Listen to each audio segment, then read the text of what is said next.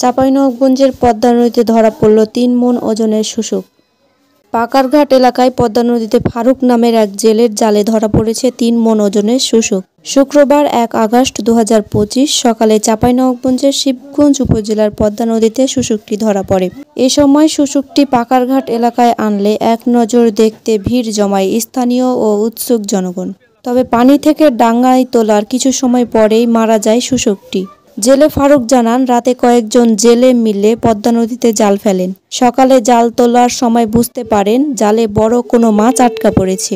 পরে জাল টেনে নৌকায় তুলে দেখেন প্রায় ৩ মণ ওজনের একটি বড় শুশুক আটকা পড়েছে। নদীর পাড়ে আসলে স্থানীয় মাছ ব্যবসায়ী শুশুকটি কিনে নেন।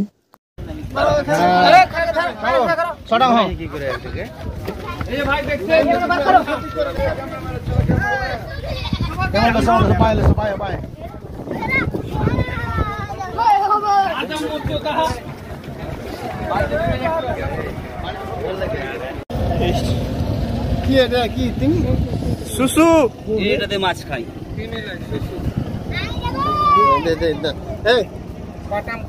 এটাতে মাছ খাই